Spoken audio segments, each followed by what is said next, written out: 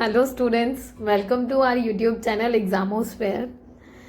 आप सभी का बहुत बहुत स्वागत है। उम्मीद है सारे बहुत बढ़िया होंगे और इन्जॉय कर रहे होंगे। मैं आपकी पॉलिटिकल साइंस की टीचर नेहा आप लोगों को पब्लिक एडमिनिस्ट्रेशन इन इंडिया की सीरीज़ करा रही हूँ और फोर्थ पार्ट है ये हमारा। बेसिकली 3 पार्ट हो चुके हैं और भाई जिसने भी ना देखा हो तो कोशिश करना कि पहले वो 3 पार्ट देख लो और उसके बाद फोर्थ वाला देखना, सो दैट कि वो लिंक क्रिएट हो पाए, राइट। इसके अलावा बहुत मेजर बात जो है हमारी कि आप लोग क्या करोगे, सबसे इम्पॉर्टेंट कि हो सके तो भाई टेलीग्राम ग्रुप ज्वाइन कर लो, सो दैट कि आप लोगों को काफ़ी हेल्प हो जाएगी। क्योंकि टेलीग्राम ग्रुप के थ्रू क्या होता है ना कि आपको सारी की सारी वीडियोस का अपडेट मिल जाता है टाइमली, और आपके जो नोट्स होते हैं, ठीक है, पीडीएफ वगैरह हो गया, वो सारी चीज़ें आपको पता चल जाती है, ठीक है। सबसे मेजर बात भाई, लाइक करना, शेयर करना, सब्सक्राइब करना मत भूलना। और वो मेरा छोटू सा टारगेट याद है ना 500 का, वो पूरा करा देना भाई, ठीक है। बाकी चलो ठीक है, स्टार्ट करते हैं। यूनिट 1 हमारी इंडियन एडमिनिस्ट्रेशन है और उसका हम एक सब पार्ट कवर कर रहे हैं आज अपनी वीडियो में, appointment, training and promotion. Video के लास्ट तक बने रहना और अच्छे से साथ साथ नोट मेकिंग कर लेना, क्योंकि बहुत ज़्यादा ज़रूरी है साथ साथ नोट बनाना, क्योंकि लास्ट टाइम पर फिर आप इन्हीं को रिवाइज कर कर अपना प्रिपेयर कर सकते हो, ओके। सो बेसिकली अपॉइंटमेंट की बात हो रही है, ट्रेनिंग की और प्रमोशन की। अपॉइंटमेंट में आपको पता है कि कैसे नियुक्ति होती है ना, आपके सिविल सर्विसेज की, कैसे उनका प्रशिक्षण होता है, कैसे उनकी पदोन्नति होती है, कि आपको पता है कि कैसे प्रमोशन होता है, तो लेवल बाय लेवल होता है, वो सब हम डिटेल में पढ़ेंगे, ठीक है। चलो, सबसे इंपॉर्टेंट बात जो लास्ट वीडियो में हमने आर्टिकल्स कवर किए थे, राइट। सो आर्टिकल 320 आप लोगों ने कवर किया था। सो उसमें हमने पढ़ा था function of public service commission, ठीक है, और हिंदी में इसको बोल देते हैं लोक सेवा आयोग के कार्यों का वर्णन। अब देखो, कार्यों में तो बहुत सारी चीजें आ जाती है फंक्शंस में, तो ठीक है। सो मेजर जो चीजें हैं वो वी विल कवर, कि ये सबसे पहली बात तो एग्जामिनेशन कंडक्ट कराता है, कि जो पूरा एग्जामिनेशन का प्रोसेस होता है वो आर्टिकल 320 के तहत ही होता है, ठीक है। इसके अलावा ये अपॉइंटमेंट्स करते हैं, प्रमोशन करते हैं, ट्रांसफर करते हैं, जो भी वर्किंग होते हैं कैंडिडेट्स या फिर सिविल सर्वेंट्स। कैंडिडेट्स तो नहीं बोलेंगे क्योंकि कैंडिडेट्स हो गए आपके जो जॉब लगने से पहले होते हैं, पर जब एक बार आप इन हो जाते हो सो फिर वो सर्वेंट्स बन जाते हैं, सिविल सर्वेंट्स, ओके। सो ये वाली चीज़ हो गई। तो जितनी भी आपकी चीज़ें रिक्रूटमेंट वाली वो सारी की सारी आपके ये आर्टिकल 320 के तहत ही आती हैं। अब देखो, 3 तरीके से होता है काम। एक तो डायरेक्ट रिक्रूटमेंट हो गया आपका थ्रू एग्जामिनेशन, क्योंकि आपको पता है कि भाई सीधी भर्ती होगी परीक्षा के माध्यम से, कि वो एग्जाम लेंगे आपका, और अगर आप मेरिट में आ जाते हो तो भाई आप इन हो, नहीं हो तो भाई आप आउट हो, फिर वापस से जीरो से शुरू करना होता है, राइट। सेकंड आपका प्रमोशन, पदोन्नति। आपको पता है कि प्रमोशन होता है और प्रमोशन हमेशा ना अपवर्ड होता है डायरेक्शन में, है ना, ऊपर की ओर होता है, कभी भी नीचे की ओर नहीं होता। सो एक चीज ध्यान रखना, ट्रांसफर, स्थानांतरण, मतलब एक जगह से दूसरी जगह, ठीक है, कि अगर आप यहाँ हो अभी वर्किंग तो आपका यहाँ होगा। ये स्टेट टू स्टेट भी हो जाता है, या फिर एक ही स्टेट में अलग अलग डिस्ट्रिक्ट में भी कई बार हो जाता है। सो लाइक मतलब डिपेंड करता है, ओके। अच्छा, सबसे मेजर पार्ट भाई जो ध्यान रखने वाला है, कोशिश करना नोट्स इसी तरीके से बना लेना, सो दैट कि आपको बड़ी मदद हो जाएगी इस चीज़ में, शॉर्ट बन जाएंगे, है ना, शॉर्ट एंड क्रिस्प। आपका जो आर्टिकल 320 है, देखो उसमें एक्सटर्नल मेथड और इंटरनल मेथड की बात होती है, कि जब हम ये कह रहे हैं रिक्रूटमेंट कराते हैं ये, तो भाई रिक्रूटमेंट भी 2 तरीके की होती है। एक होती है बाहरी विधि, एक होती है आंतरिक। बाहरी से पता चल रहा है कि इसका मतलब इसमें क्या है, आपके आउटसाइडर भी अलाउ है और जो ऑलरेडी इंस्टीट्यूशन में वर्क कर रहे हैं वो भी अलाउ है, तो दोनों ही अलाउ है इसमें, बोथ, है ना। जबकि इंटरनल में एक चीज समझ में आएगी आपको कि यहाँ पर क्या है, सिर्फ वो ही अलाउ है। इंटरनल मतलब जो इनसाइड है, तो इसको ऐसे याद रख सकते हो, इंटरनल से जो इनसाइड ऑलरेडी वर्किंग है ओनली वो अलाउ है, आउटसाइडर अलाउ नहीं है। एक्सटर्नल को ऐसे याद रख लो, एक्स्ट्रा, है ना, कि जो भी एक्स्ट्रा है कैंडिडेट मतलब आउटसाइडर्स हैं वो भी अलाउ हैं, तो ऐसे करके थोड़ा सा ध्यान रख लेना। अब एक्सटर्नल में आप देखोगे तो डायरेक्ट रिक्रूटमेंट होती है, जैसे मैंने आपको बताया। आप देखो 2 तरीके से है ये भी, एक तो कॉम्पिटेटिव एग्जाम के थ्रू, कि जब आप क्या करोगे, परीक्षा के माध्यम से करोगे इसको, ठीक है। एक हो गया इंटरव्यू के थ्रू, इंटरव्यू को बोल देते हैं साक्षात्कार, है ना। अब बेसिकली बात ये हो रही है कि इंटरव्यू भी आपका 2 तरीके का होता है, वो हम अभी डिटेल में पढ़ेंगे। इसके अलावा प्रमोशन आपको मैंने बताया एक लेवल से ऊपर जाके होता है, ठीक है। कंबाइंड में संयुक्त विधि होती है, इसमें भी जैसे आपका डेप्यूटेशन हो गया।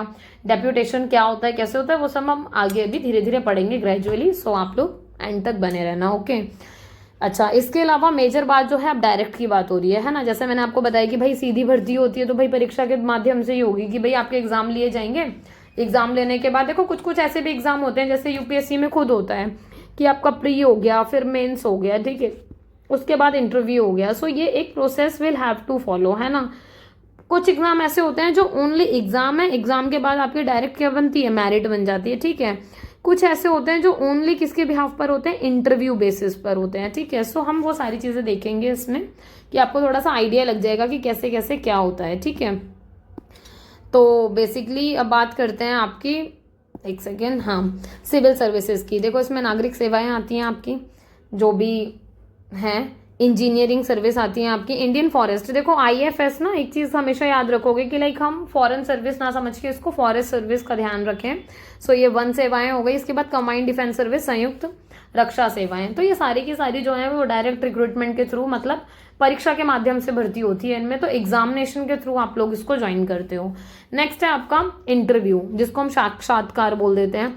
अब देखो यहाँ ना 2 केसेस होते हैं। अगर आपको पता है कि नॉर्मल सीधी सी बात है कि आपने, मतलब आपके पास मान लो 10 पोस्ट हैं, ठीक है, और आपके पास क्या है, 10 पोस्ट में से अगर आपके पास मेजरली 50 लोगों ने अप्लाई किया, मतलब 50 एप्लीकेशन है, तो देखो डेटा बहुत छोटा सा है। सो ये इजीली आप 50 में से 10 बंदे छांट सकते हो, राइट। तो आप इसको इजीली शॉर्ट लिस्टेड कर लोगे डॉक्यूमेंट्स के बिहाफ पर, या फिर और भी जो अदर रेलिवेंट इन्फॉर्मेशन है, ठीक है। बट यहीं अगर पोस्ट हमारी 10 हैं, ठीक है, बट अप्लाई करने वाले जो कैंडिडेट हैं वो कितने हैं, 5 लाख हैं, ठीक है, फॉर एग्जाम्पल। मतलब ये सिर्फ एक आंकड़ा है आप लोगों को समझाने के लिए। सो इसको उस तरीके से मत लेना, normal, just it's an example, okay. So भाई 5 लाख कैंडिडेट है, 10 पोस्ट है मेरे पास, तो भाई अब मैं कैसे 10 पोस्ट पे 5 लाख इंटरव्यू तो नहीं करा सकती, मतलब इतना तो टाइम नहीं होगा। तो अब ऐसे में क्या होता है कि इन 5 लाख लोगों में से भी क्या है, शॉर्ट लिस्ट करने के लिए, है ना, क्या करेंगे हम, एग्जाम कंडक्ट करा देंगे। और जब ये एग्जाम कंडक्ट होगा तो इसके थ्रू क्या होगा कि फिर आपके कैंडिडेट शॉर्ट लिस्ट हो जाएंगे फॉर इंटरव्यू। आ रही है बात समझ में। सो इस वाली चीज़ का थोड़ा सा ध्यान रखना कि जब कैंडिडेट बहुत ही ज़्यादा हों तो हम एक छोटा सा टेस्ट कंडक्ट करा लेते हैं, जिससे कि आपके शॉर्टलिस्ट हो जाए कैंडिडेट और फिर हम इजीली इंटरव्यू करा सकें। तो ये 2 तरीके हो गए आपके। इसके अलावा हमने पढ़ा था डेप्यूटेशन, इसको बोल देते हैं प्रतिनियुक्ति।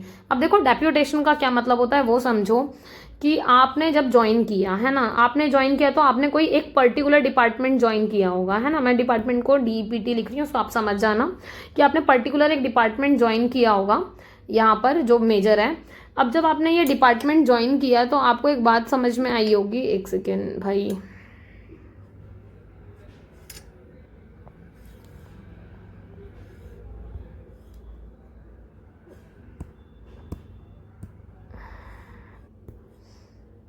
हाँ। सो आपने कोई डिपार्टमेंट ज्वाइन किया होगा बेसिकली, ठीक है, जब स्टार्टिंग में किया होगा तो उसी को बोल देते हैं जो आपने ज्वाइन किया था कि वो पेरेंट डिपार्टमेंट है, ठीक है। जब आपने फर्स्ट टाइम कोई भी ज्वाइन किया तो वो आपका पेरेंट वाला हो जाता है। अब बात हो रही है जब आप पेरेंट डिपार्टमेंट में ऑलरेडी वर्किंग हो, बट आपको कुछ टाइम के लिए किसी दूसरे डिपार्टमेंट में भेजा जाए, है ना, अनदर डिपार्टमेंट में। सो ऐसे में क्या होता है कि आपको कुछ पर्टिकुलर टारगेट के लिए, कोई पर्टिकुलर प्रोजेक्ट के लिए आपको भेजा जाता है ना, या फिर कोई ऑब्जेक्टिव्स होते हैं वो फुलफिल करने होते हैं। सो इन सब चीज़ों के लिए भेजा जाता है। तो ये for short period of time के लिए भेजा जाता है। पहली बात, बहुत लघु अवधि होती है, इस चीज़ को ध्यान रखोगे। जो इसकी अवधि होती है कि आपको कितने टाइम तक मैक्सिमम भेज सकते हैं, देखो मिनिमम 1 ईयर है, मैक्सिमम 5 ईयर है। सो ये वाली चीज़ हो गई। एक और बात है, अगर आप डेप्यूटेशन पे आए हो किसी डिपार्टमेंट में, सो आप ये सोचो कि भाई मेरा प्रमोशन हो जाए, तो इट इज़ नॉट पॉसिबल। ऐसा नहीं होता कि आपकी पदोन्नति हो जाएगी, कोई संभावना नहीं होती कि आपका पद बढ़ जाए या कुछ भी ऐसा हो जाए, राइट। सो थोड़ा सा इस बात का ध्यान रखो। इसके अलावा अगर देखा जाए तो जो मेजर पार्ट है आपका वो एक सेकेंड भाई, हाँ, जो मेजर पार्ट है वो ये है एब्जॉर्प्शन। अब एक बात बताओ, एब्जॉर्प्शन से क्या समझ में आ रहा है? एब्जॉर्प्शन से कोई बात समझ में आ रही है आपको कि एब्जॉर्प्शन से क्या होता होगा? देखो वर्ड से ही पता लग रहा है। आपने फॉर्म देखी है? फॉर्म क्या करती है, एब्जॉर्ब कर लेती है अपने अंदर, है ना।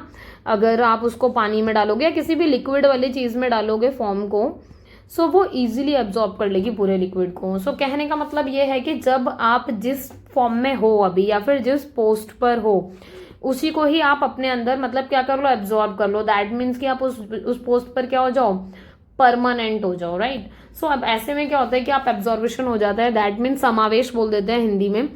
डेप्यूटेशन पे आए थे आप किसी डिपार्टमेंट में, बट वहां पर आप परमानेंट हो गए। देखो एक चीज का ध्यान रखोगे, कंफ्यूजन नहीं होनी। मैंने यहाँ प्रमोशन बताई कि प्रमोशन नहीं होगा, मैंने ये नहीं कहा था कि हम परमानेंट नहीं हो सकते।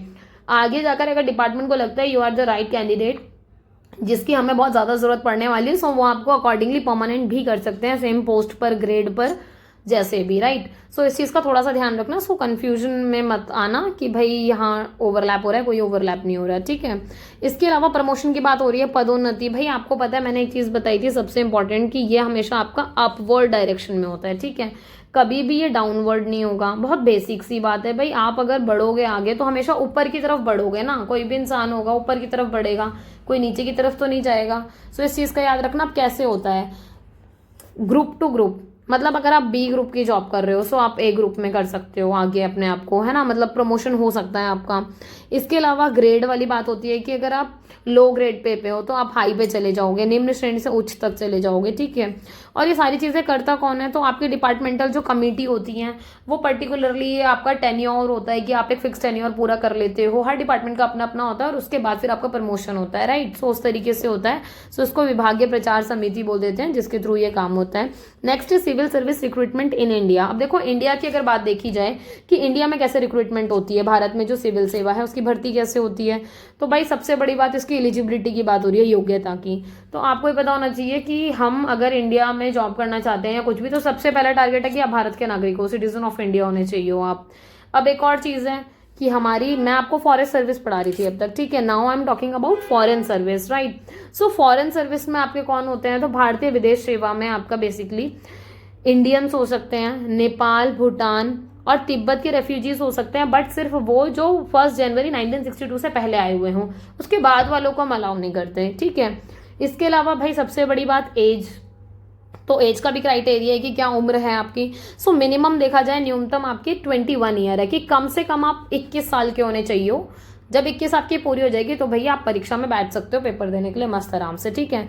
उसके बाद मैक्सिमम एज कितनी हो गई, 30 साल हो गई। पर एक बात और कि ये जर्नल के लिए, मतलब जो आपका ये सामान्य वर्ग हो गया ना, उनके लिए है ये। सो इस चीज़ को थोड़ा सा ध्यान रखोगे। अब एक बात हमें पता है कि हमारे यहाँ पर क्या होती है, थोड़ी सी रियायत मिल जाती है, थोड़ा सा रिलैक्सेशन मिल जाता है ना, अटेम्प्ट्स के लिए, या फिर क्या नाम है आपका, उम्र में भी मिल जाता है, एज में। सो इस चीज़ का थोड़ा सा ध्यान रखना, वो बात अलग है। हालांकि आजकल तो पेरेंट्स हम लोगों को शादी वादी के लिए भी दे देते हैं थोड़ी बहुत रियायत, वरना पहले के टाइम में अगर देखोगे ना तो बहुत कम उम्र में शादी करके भगा देते थे। So we are very lucky, right. So चलो ठीक है, अब इतना सीरियस नहीं होना, आगे बढ़ो।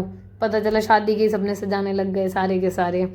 सो रिलैक्सेशन में क्या है आपका कि 5 साल और एक्स्ट्रा मिलता है SC ST को, ठीक है। जो आपके OBC वाले हैं बेसिकली अदर बैकवर्ड क्लास, इसमें 3 साल मिलता है इनको, और 10 साल मिलता है जो भी फिजिकली चैलेंज्ड होते हैं, ब्लाइंड, डेफ, ये वाले जो कैंडिडेट्स होते हैं उनको मिलता है, ठीक है। सो ये थोड़ा सा ध्यान रखना। Minimum qualification, education qualification minimum कितनी है, मतलब अगर आप न्यूनतम योग्यता देखोगे ना तो योग्यता में क्या है आपकी स्नातक होनी चाहिए, मतलब बैचलर्स होनी चाहिए। आप किसी भी उसमें बैचलर्स हो, बट होनी कहाँ से चाहिए, कोई भी रिकॉग्नाइज्ड यूनिवर्सिटी से, है ना। बहुत ज़्यादा ज़रूरी है कि आप रिकॉग्नाइज्ड यूनिवर्सिटी से आपने बैचलर्स किया हुआ हो। अब नंबर ऑफ चांसेस की बात आती है कि भाई कितने मौके मिलेंगे। जैसे आपने ना बहुत सारे इंटरव्यू में या बहुत जगह सुना भी होगा कि लोग ऐसा बोलते हैं मेरा तो फर्स्ट अटैम्प्ट में निकल गया था, कोई बोलता है मेरा ये लास्ट अटैम्प्ट था, 6th अटैम्प्ट था मेरा ये, कोई बोलता है कि मेरा 4th था। तो मतलब ये सारी चीज़ें हम फेमिलियर हैं, ऑलमोस्ट हम सबको पता है, ठीक है। सो जो सामान्य वर्ग हो गया उसको 6 अपॉर्चुनिटीज़ मिलती हैं, OBC वाले हो गए उनको 9 मिलती हैं, और जो SC ST वाले हैं हमारे उनको अनलिमिटेड मिलता है, ठीक है। सो ये चीज़ थोड़ा सा ध्यान रखो। इसके अलावा सबसे इंपॉर्टेंट बात कि भैया एग्ज़ाम कैसे होता है, क्योंकि कहते हैं ना टफेस्ट एग्ज़ाम है UPSC है जो, है ना। सो टफेस्ट एग्जाम के 3 आपके क्या होते हैं, इसके 3 बेसिकली लेवल होते हैं। प्री हो गया, मेंस हो गया, इंटरव्यू हो गया। और देखो सबसे बड़ी बात, प्री इसका क्वालिफाइंग होता है जो कि 33% लाना होता है, ये मार्क्स जो हैं वो ऐड नहीं होते हैं, ठीक है। सो ये चीज़ का ध्यान रखोगे। एक बात और इम्पॉर्टेंट, आप मेंस में पहुंच गए, प्री आपका हो गया, ठीक है। इनकेस आप मेंस में कहीं फेल हो गए बाय चांस, ठीक है, सो आप इंटरव्यू नहीं जा सकते। और एक और चीज़, अब आपको वापस से शुरू से रीस्टार्ट करना पड़ेगा, और रीस्टार्ट कहाँ से करोगे, 0 से। दैट मीन्स कि आप वापस प्री का एग्जाम देने बैठोगे अब अगले साल। You are not going to attempt mains कि हम मेंस में फेल हुए तो मेंस से स्टार्ट करेंगे ना, आपको वापस से जर्नी शुरू करनी पड़ेगी। तभी तो उसको टफेस्ट बोला जाता है कि आप जहां हारे आपको फिर वापस शुरू से शुरू करना पड़ेगा, जो कि बहुत मुश्किल हो जाता है, ठीक है। एक चीज़ और है, अब देखो प्री में भी है ना, मैंने आपको बताया था क्वालिफाइंग होता है, तो भाई 2 पेपर होते हैं हमारे, ठीक है। पेपर 1 पेपर 2, मैंने P1 P2 लिखा है, उम्मीद है इतने तो मेरे बच्चे समझदार हैं तो वो समझ जाएंगे, राइट। सो ये जर्नल स्टडीज़ के पेपर होते हैं। पेपर 2 में आपका CSET बोल देते हैं उसको। ये क्वालिफाइंग होता है। एक्चुअली होते तो दोनों ही क्वालिफाइंग है, बट पहले सी सेट चेक होता है। अगर सी सेट आपका क्वालिफाई हो जाता है तब आपका पेपर 1 चेक होता है, अदरवाइज वो चेक ही नहीं होता फिर, है ना। और आपका कितना 200 नंबर का पेपर होता है। सो ये वाली चीज। अब मेंस में आ जाओ। मेंस में ना टोटल 9 पेपर होते हैं वैसे देखे जाए तो, है ना, बट ये 7+2 तब जाके 9 होता है। तो 2 जो पेपर होते हैं वो आपके भाषा के होते हैं। थोड़ा सा ये हमें पता हो कि भाषा के कौन से पेपर होते हैं आपके। सो भाषा में आपका कौन कौन सा है, आपका ये जो भारतीय लैंग्वेज है, भारतीय भाषा है, वो होती है, और एक होती है इंग्लिश। मतलब इंग्लिश आपकी कंपलसरी है, और एक लैंग्वेज आप अपनी खुद की ले सकते हो कोई भी। 300 नंबर के दोनों पेपर होते हैं, 3 घंटे के होते हैं। सो ये चीज़ इंपॉर्टेंट है। अब अगले 7 पेपर जो रह गए भाई, वो बहुत इंपॉर्टेंट है, तो थोड़ा सा हमें पता हो। उसमें क्या है, आपका पेपर 1 आपका ऐसे का होता है। पेपर 2, 3, 4, 5, ये जो 4 पेपर हैं बेसिकली, ये जीएस के पेपर बोल देते हैं हम इनको, 1, 2, 3, 4, है ना। तो पेपर 2 GS1 का हेरिटेज कल्चर से रिलेटेड होगा। पेपर जो 3 है जीएस सेकंड पेपर बोल देते हैं, जो गवर्नेंस से रिलेटेड होगा, कि कैसे क्या प्रशासनिक से रिलेटेड पूरा, ठीक है। फिर ये तकनीकी से रिलेटेड, टेक्नोलॉजी से रिलेटेड, और ये हो गया एथिक्स से रिलेटेड, है ना, जो कि बहुत इंटरेस्टिंग होता है। ये कभी आपका ऐसे नॉर्मली भी, यूजुअली भी मन करे तो आप इसको ऐसे रैंडम पढ़ सकते हो, काफी इंटरेस्टिंग सब्जेक्ट होता है, ठीक है। इसके बाद आपका पेपर 6 और 7 होता है ऑप्शनल, जो कि सबसे मोस्ट मेजर रोल प्ले करता है, मोस्ट इंपॉर्टेंट है ये, है ना। क्योंकि ऐसा कहते हैं ना कि पूछते हैं लोग कि भाई आपका मेंस में क्या था ऑप्शनल में। सो कोई कहता है मेरा तो एंथ्रोपोलॉजी था, कोई कहता है मेरा तो भाई पॉलिटिकल साइंस था, कोई हिस्ट्री वाले, मतलब बहुत सारे आपको मिलते हैं, है ना। सो वैकल्पिक विषय जो होते हैं वो बहुत मेजर रोल प्ले करते हैं, और अक्सर लोग वही वैकल्पिक विषय लेते हैं जो उनका इंटरेस्ट का होता है, जिसके ऊपर उनको काफी नॉलेज होती है, जिसके बारे में उन्होंने काफी पढ़ा होता है, राइट। भाई हर पेपर तुम्हारा 250 नंबर का, 250 ईच। इंटरव्यू हो गया 275 का। अब इन दोनों को अगर आप ऐड कर दोगे तो कितना हो गया, 2025। सही बात है, देख लो कभी मैंने गलत एडिशन कर दिया हो, भाई हो सकता है। अरे ठीक है भाई, इतना तो विश्वास कर सकते हो, ठीक है। सो सही है टोटल इसका इतना। सो ये वाली चीज़ समझ में आई कि वो पूरा का पूरा आपका एक प्रोसेस है जो फॉलो अप होता है एग्जाम के दौरान। उसके बाद मेरिट रिलीज होती है, एंड देन आपका फिर वो कैडर एंड ऑल सब डिस्ट्रीब्यूट होता है। चलो ठीक है, आगे की बात आ जाओ। ट्रेनिंग मेजर रोल प्ले करता है भाई, मोस्ट इंपॉर्टेंट है। एक बात और बताओ ना, ट्रेनिंग जो है आपकी, क्या ओनली गवर्नमेंट ही ऑर्गेनाइजेशंस में होती है या फिर प्राइवेट में भी होती है? मतलब बहुत सारे स्टूडेंट बोलेंगे ओनली गवर्नमेंट में होती होगी, बहुत बोलेंगे ओनली प्राइवेट में होती है। बट मैं तुम्हें क्लियर कर दूं, अगर तुम सो रहे हो तो भैया जग जाओ, ये दोनों जगह कंपलसरी होती है ना। कि आपका चाहे कोई प्राइवेट हो चाहे कोई गवर्नमेंट हो, क्योंकि आपकी ट्रेनिंग होती क्यों है, देखो बेसिक स्किल्स डेवलप करने के लिए, कि आप जिस भी डिपार्टमेंट में आए हो उस डिपार्टमेंट से आप फेमिलियर हो जाओ बेसिकली, है ना। बहुत ज़रूरी है कि आप वहाँ का वर्क एनवायरनमेंट जान लो, ठीक है। वहाँ की जो भी प्रॉब्लम्स हैं या फिर जो भी आपके सामने क्या क्या आने वाले हैं, जो भी टास्क आने वाले हैं, वो आपको पता लग जाए कि आपको कैसे डील करना है। सो आपकी ये चीज़ें जो ट्रेनिंग के दौरान आपको सिखाई जाती हैं, प्रशिक्षण के दौरान, कंसर्न होता है कि भाई आपकी वर्क एफिशिएंसी डेवलप हो पाए, आपको आपकी ओवरऑल पर्सनालिटी भी डेवलप होती है, कि आप जिस फील्ड में जाने वाले हो या फिर जिस फील्ड पर आप अपॉइंट हुए हो, आपकी बढ़ती हुई है जिस पोस्ट के लिए, जिस पद के लिए, तो आप उसके लिए आप बिल्कुल फिट रह सको, है ना। कि आपको कोई डरने घबराने की जरूरत नहीं है। वो वाली बात है, जैसे आप नॉर्मल बीएड भी देखते होंगे, जब हम बीएड करते हैं तो हमारी, जैसे मेरे को पता है कि मेरे को टीचर बनना है, जब मैं बीएड करूंगी सो मेरी एक पर्टिकुलर ट्रेनिंग होगी। उस ट्रेनिंग में क्या होगा भाई, अगर आपको टीचर बनना है तो आपको ट्रेनिंग के दौरान क्या करेंगे, आपको बच्चों से डीलिंग करना सिखाएंगे, कि कैसे डील करना है बच्चों को। तो आपको रियल लाइफ में ट्रेनिंग पे भेजा जाएगा एक स्कूल में, वहां आपको बहुत सारे बच्चे मिल जाएंगे, आपको उनको पढ़ाना है, उनको मैनेज करना सिखाना है, राइट। सो एक छोटा सा एग्जांपल है, इससे यू कैन रिलेट कि हाँ भैया इतनी बड़ी बड़ी जो पोस्ट होती है उन पर आप डायरेक्ट नहीं जा सकते हो, थोड़ी सी ट्रेनिंग की जरूरत होती है हम सभी को, ओके। क्योंकि आप पढ़ाई के हिसाब से तो पूरे फिट हो, तभी तो इतने सारे पेपर क्लियर कर कर प्रॉपर आपने अचीव किया है वो गोल। बट अभी ट्रेनिंग के थ्रू आपको कुछ कुछ जो टास्क हैं, जो जो एनवायरनमेंट है उसे थोड़ा सा फैमिलियर कराएंगे। इसके अलावा इनका उद्देश्य होता है, इनके लक्ष्य जो होते हैं ऑर्गेनाइजेशन के, संगठन के, वो आपको बताए जाते हैं कि भाई हम अपने इस विभाग में ये इस लक्ष्य पर काम करते हैं, हमारा ये उद्देश्य है। सो वो सारी जानकारी आपको मिलती है, आपको चैलेंजेस पता लगते हैं, अपॉर्चुनिटीज पता लगती हैं कि क्या क्या आपको परेशानियां आने वाली हैं, क्या क्या मौके मिलने हैं, कैसे कैसे आप इस चीज़ को आगे वर्क कर सकते हो, ठीक है। इसके अलावा ये क्या करते हैं, हेल्प करते हैं स्ट्रेंथनिंग स्पिरिट ऑफ शीलम परम भूषणम।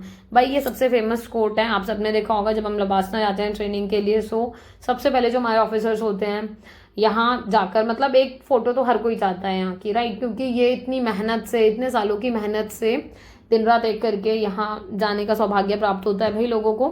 सो वो वाली चीज़ हो गई। सो ये है आपका सो फॉर योर मोटिवेशन मैंने लगा दिया। मैंने कहा भाई हमारे बच्चे भी थोड़े से मोटिवेट हो जाएंगे इस बहाने।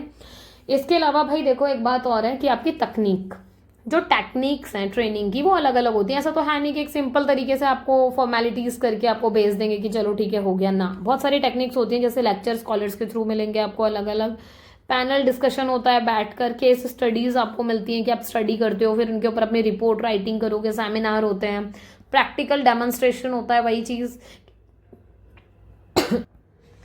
कि प्रैक्टिकल डेमोन्स्ट्रेशन में क्या होता है बेसिकली कि जैसे मैंने आपको बीएड वाला एग्जांपल दिया, या फिर ऐसे फील्ड वर्क वाले एग्जांपल्स ले लो कि भाई कोई भी चीज़ है अगर आपको मैं बताना चाहती हूँ कि आपको फील्ड पे जाना है तो आपको सच में फील्ड पे भेजा जाएगा और आपको वो प्रैक्टिकली एक्सपीरियंस करने का मौका मिलता है। प्रॉब्लम सॉल्विंग, आपके सामने प्रॉब्लम्स रख दी जाएगी, फिर उनको सॉल्व कराएंगे डिफरेंट तरीके से, रिपोर्ट राइटिंग होगी, ग्रुप वर्क आप सीखते हो, मैनेजमेंट सीखते हो, गेम्स सीखते हो डिफरेंट डिफरेंट कि आप फिट रह सको, अपने आप को एक्टिव रख सको, इंगेज रख सको, फील्ड वर्क, आउटडोर ट्रैवलिंग, ये सारी चीज़ें आपकी टेक्निक्स होती हैं, है ना। टाइप ऑफ ट्रेनिंग भी अगर आप देखोगे ना तो 2 लेवल की होती है। एक होता है एंट्री लेवल, मतलब प्रवेश के स्तर पर प्रशिक्षण, मतलब जिस टाइम आप एंट्री कर रहे होते हो उससे पहले जो होती है।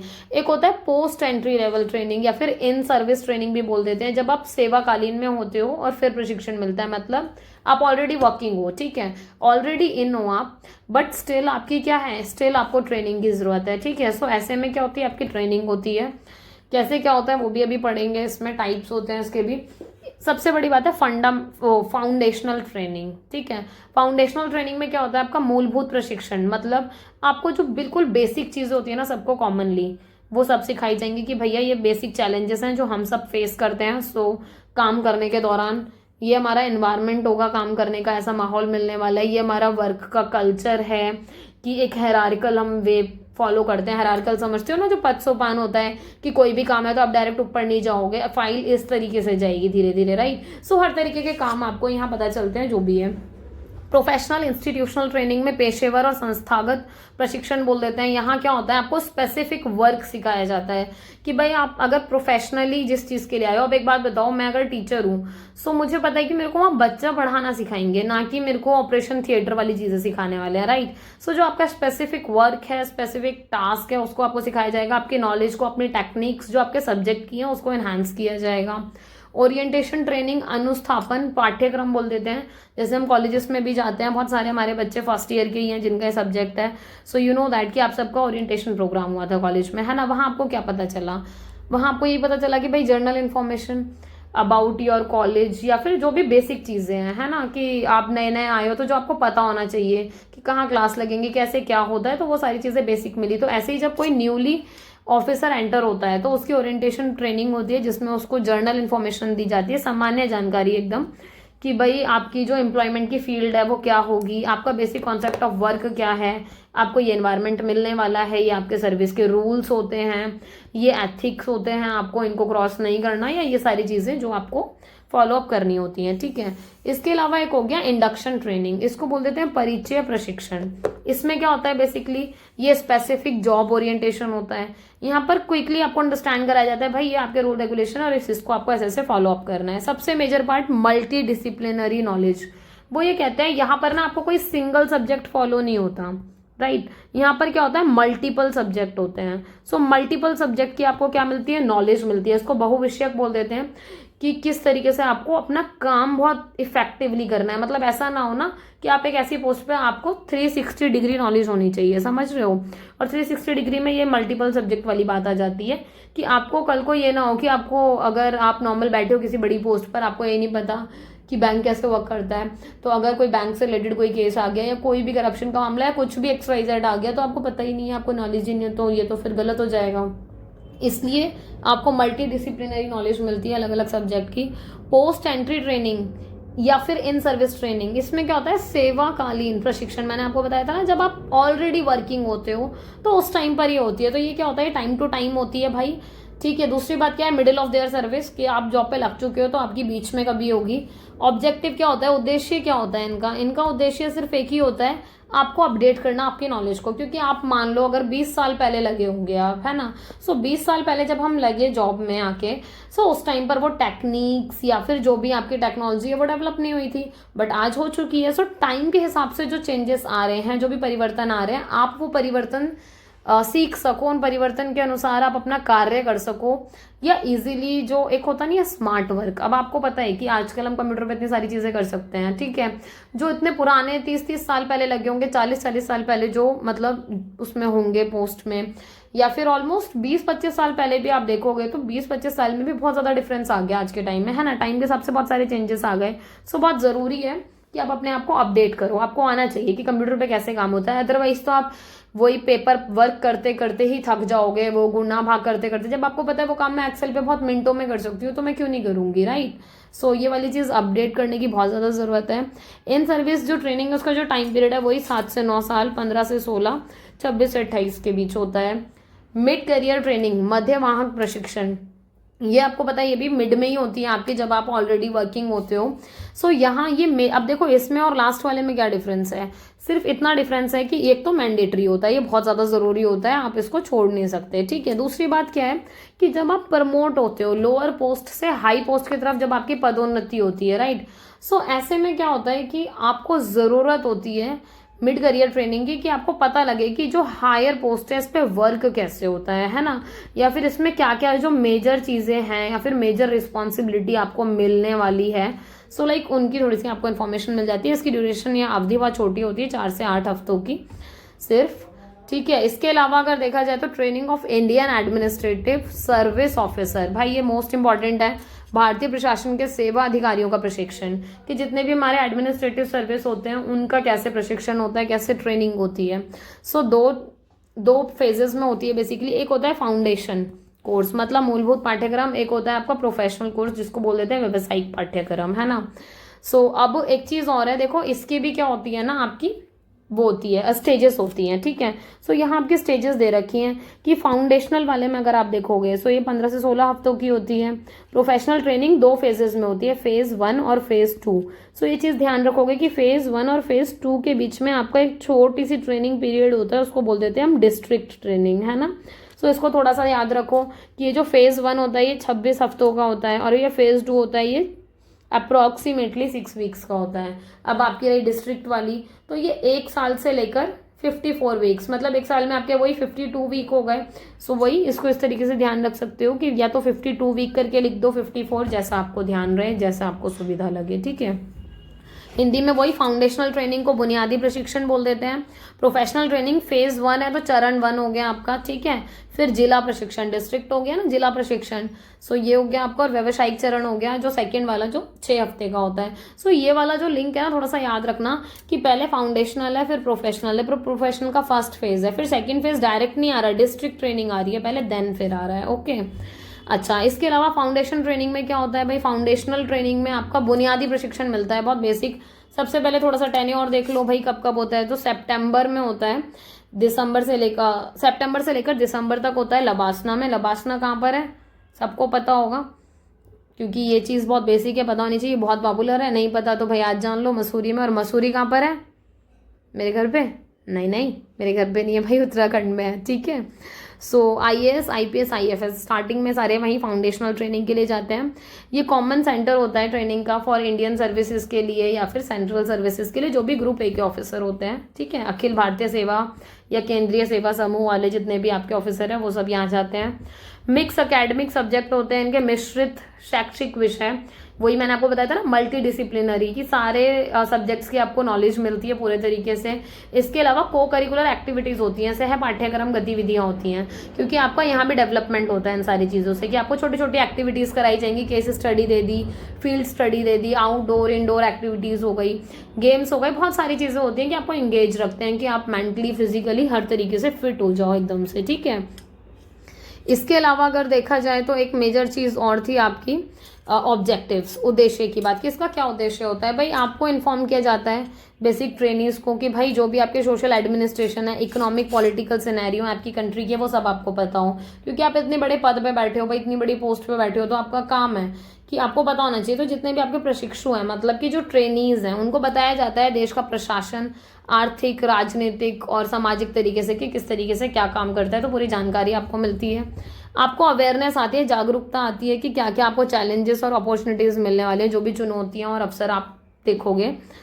ओवरऑल डेवलपमेंट होता है, पूरा संपूर्ण विकास होता है आपका यहाँ पर हर तरीके से, ठीक है। इसके अलावा आप और चीज देखोगे, ये स्टैब्लिश करता है बेटर कोऑर्डिनेशन। आप एक चीज नोटिस करोगे कि यहाँ पर ना बेटर कोऑर्डिनेशन मिलता है आपको कि आपको किस तरीके से वर्क करना है। तो आपको टीम वर्क आता है, आपको बेसिक अंडरस्टैंडिंग आती है किसी भी कॉन्सेप्ट के बारे में कि आपकी गवर्नेंस कैसे वर्क कर रही है, कैसे कोई नियम कानून है वो विकसित हो रहा है। तो एक तरीके से कह रहे हैं बेहतर संयोजन, समन्वय विकसित करना, मतलब आप लोग जितने भी वहाँ ट्रेनीज हो, सबके बीच में किस तरीके से आपको अपना टीम वर्क करना है, कैसे बैलेंस करके चलना है, जो भी अवधारणाएं, जो नियम कानून है, उन सबके बीच कैसे आपको समन्वय करना है कि कभी कोई ऐसी परिस्थिति आ जाए कि नियम कानून को भी ध्यान रखना है, पर आपको ये भी ध्यान रखना है कि भाई क्या नाम है कि एथिकली भी कोई चीज़ गलत ना हो जाए। तो ये सारी परिस्थितियाँ आपको यहीं सीखने को मिलती हैं। आफ्टर फाउंडेशनल, मैंने आपको बताया था सेकंड में क्या होता है, आपका प्रोफेशनल होता है, बट प्रोफेशनल का भी फर्स्ट फेज होता है व्यावसायिक प्रशिक्षण चरण 1, 22 सप्ताह की ट्रेनिंग होती है। इसमें क्या होता है, आपको वाइड रेंज मिलती है आपके सब्जेक्ट्स की, जो भी आगे आने वाले 10 सालों में आप हैंडल करने वाले हो अपने करियर में, अपने फ्यूचर में, जिस पोस्ट पे आप हो। तो उसके लिए आपको तैयार कराया जाता है कि भाई आपको ना अलग अलग असाइनमेंट मिलेंगे, आपको सक्षम बनाया जाएगा कि आपके अंदर वो कैपेबिलिटीज क्या की जाएंगी, बिल्ड की जाएंगी कि हाँ भैया आप अब लायक हो गए हो, अब आप झेल सकते हो जो भी परेशानी आएंगी, है ना, आगे आने वाले 10 साल में। इसके अलावा मैंने आपको बीच में बताया था कि एक वन ईयर की आपकी डिस्ट्रिक्ट ट्रेनिंग होती है, मतलब जिला प्रशिक्षण। इसमें ग्राउंड लेवल की जो भी रियलिटीज है वो आपको देखने को मिलती है। यहाँ पर जो आपके जो सीनियर ऑफिसर होते हैं, है ना, उनके अंडर आप रहकर थोड़ा सा उनका एक्सपीरियंस जानते हो, वो लोग आपको गाइड करते हैं, तो उनकी गाइडेंस मिलती है आपको। सो ये सारी चीजें बड़ी इंपॉर्टेंट हो जाती है, क्योंकि यहाँ क्या होता है, आपका रियल एक्सपीरियंस आपको मिलता है। सो ये लोग आपको अपना रियल एक्सपीरियंस शेयर करते हैं। सो ये सारी चीजें हो गई, ग्राउंड लेवल की रियलिटी मिलती है। फेज सेकंड प्रोफेशनल ट्रेनिंग का ही वही 6 वीक्स का होता है। इसमें क्या होता है, आप शेयर करते हो एक्सपीरियंस, जो भी आपने अक्रॉस कंट्री, आप अलग अलग जगह गए, आपने इतनी सारी चीजें देखी, आपकी ट्रेनिंग हुई, आप सब कुछ देखते हो, सीखते हो। सो आपको पता लगता है कि भाई हाँ, हमें इतना कुछ नया जानने को मिला। तो वो जो एक्सपीरियंस है वो आप शेयर करते हो, जो भी आपने अनुभव जुटाए होते हैं, है ना। इसके अलावा प्रिपेयर किया जाता है आपको प्रॉब्लम्स के लिए, सिचुएशन के लिए, जो भी आप फेस करोगे आगे आने वाले सालों में, क्योंकि बहुत सारी प्रॉब्लम्स आ जाती हैं। सो आप ऐसे हेक्टिक ना हो जाओ, या फिर आप घबरा ना जाओ, बहुत ज़्यादा नर्वस ना हो जाओ, या आपको समझ ही ना आए कि कैसे क्या वर्क करना है। सो आपको ये सारी सिचुएशन पहले से ही समझा दी जाती है, बता दी जाती है कि भाई ऐसा ऐसा होने वाला है। सो आप तैयार हो जाओ उन स्थितियों से निपटने के लिए, ठीक है।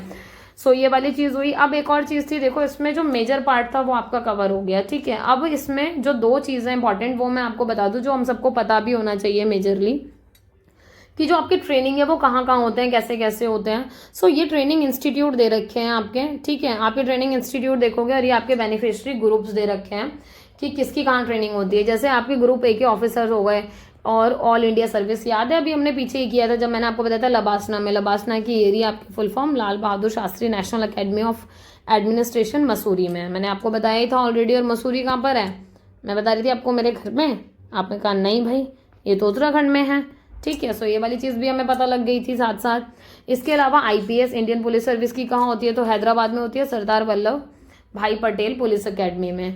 नेक्स्ट है आपका इंडियन फॉरेन सर्विस, भाई ध्यान रख लो फॉरेन सर्विस की बात हो रही है। सो ये कहाँ है, न्यू दिल्ली में है, ठीक है, फॉरेन सर्विस इंस्टीट्यूट। ऐसे ही आपका अगर आप ऑडिट से रिलेटेड देखोगे, अकाउंट सर्विसेज का देखोगे, सो इसकी कहाँ होती है, शिमला में होती है ट्रेनिंग, ठीक है। रेलवे सर्विसेज की कहाँ होती है, आपकी रेलवे ट्रेनिंग कॉलेज बड़ौदा में। ऐसे ही आप देखोगे officer of central secretariat service की, ये आपकी दिल्ली में ही होती है। रेवेन्यू सर्विसेज आप देखोगे इनकम टैक्स डिपार्टमेंट की, नागपुर में होती है आपकी। नागपुर कहाँ है, अब जल्दी से सोचो, नहीं पता तो मैं बता देती हूँ भाई, महाराष्ट्र में है ना। इसके अलावा आप देखोगे कि आपके और जो basic officer of central government हैं या फिर स्टेट गवर्नमेंट के पब्लिक अंडरटेकिंग के जितने भी होते हैं, ये सारे के सारे दिल्ली के इंस्टीट्यूट में होता है, ठीक है। अच्छा, और जो रिफ्रेशर्स होते हैं वो कोसी जाते हैं ट्रेनिंग के लिए।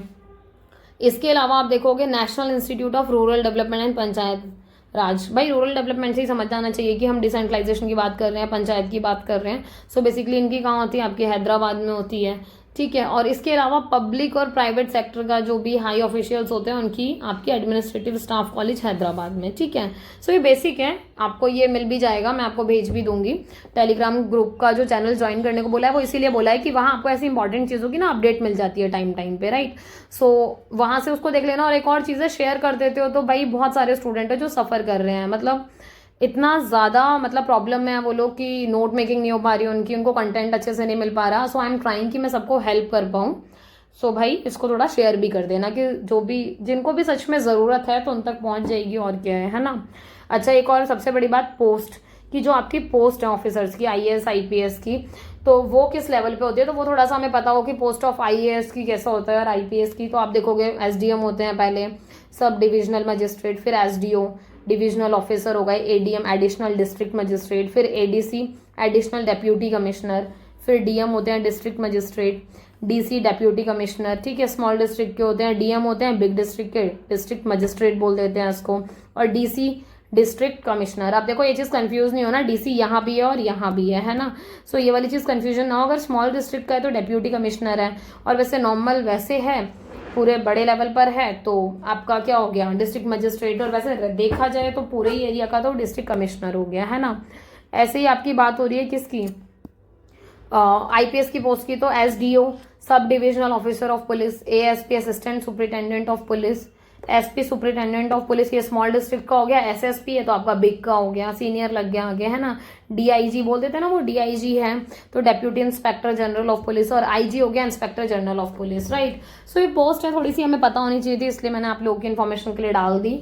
और बाकी देखो जो SOL का मटेरियल होता है NC वेब वाले बच्चों के लिए, इग्नू वाले बच्चों के लिए, सबके लिए बहुत ज़्यादा फ्रूटफुल है, राइट। सो भाई सब इसको यूज़ कर लेना जितना ज़्यादा हो सके, और मैं पूरा सिलेबस कंप्लीट कर दूंगी। आप लोग को परेशान होने की बिल्कुल ज़रूरत नहीं है, मैं बैठी हूँ यहाँ, चिल करो एकदम। बस ये कि साथ साथ नोट मेकिंग करते चलो, ठीक है। और अपना सपोर्ट बनाए रखना ऐसे ही। और thank you so much for your amazing support and for your attention. जिन्होंने लास्ट तक वीडियो देखी होगी बहुत फ्रूटफुल रहा होगा, बहुत सारी नई चीज़ें जानने और सीखने को मिली होंगी, ठीक है। एक चीज़ और है, अभी इसके 2 पार्ट और रहते हैं आई गेस। आपका PMO कैबिनेट वाला रहता है, ठीक है, कैबिनेट सेक्रेटरी वाला रहता है, और इसके बाद आपके एडमिनिस्ट्रेटिव रिफॉर्म रहते हैं। सो वो भी मैं बहुत जल्दी वीडियो अपलोड करूंगी। सो आप लोग को टेंशन लेने की बिल्कुल ज़रूरत नहीं है, बस अच्छे से पढ़ते जाओ, आगे बढ़ते जाओ भाई, ठीक है। सब्सक्राइब करना मत भूलना, और बस ठीक है, फिर अच्छे से पढ़ाई करो। मिलते हैं नेक्स्ट वीडियो में। Bye bye, have a nice day.